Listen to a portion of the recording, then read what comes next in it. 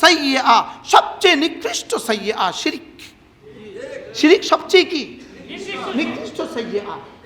শিরকের প্রতি যদি ঘৃণাবোধ আপনার না থাকে, তা আপনার ঈমান কোথায়? বুঝে নাই কথা। শিরকের প্রতি কি থাকতে হবে বলেন? আমার ঘৃণাবোধ থাকতে হবে। শিরকের মাবুদগুলোকে, শিরকের মূর্তিগুলোকে আমার দিল দিমাগ থেকে ঘৃণাবোধ থাকতে হবে। আল্লাহ আমাকে হেফাজত করেন। এজন্য ধর্ম যার যার, উৎসব তার তার। বলেন, এই নতুন স্লোগান দিবেন আজ থেকে, ধর্ম যার যার। এখানে আমাদের কোন এক আজীব স্লোগান দেখছি ওই দিন, দেশ ও ধর্মকে একসাথে মিলাতে যেও না, স্লোগান দিছে, দেশ ও ধর্মকে একসাথে মিলাতে যেও না। এটা কোনো মুসলমানের স্লোগান হইতে পারে না। আমাদের ধর্ম যেটা, আমাদের দেশ সেটা, আমাদের দেশের ইঞ্চি ইঞ্চিতে আমাদের ধর্ম আছে।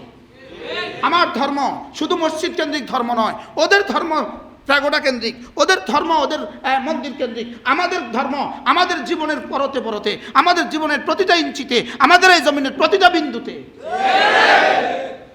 ধর্মকে রাষ্ট্রের সাথে মিলাতে যেও না। ওহ, কি সুন্দর স্লোগান!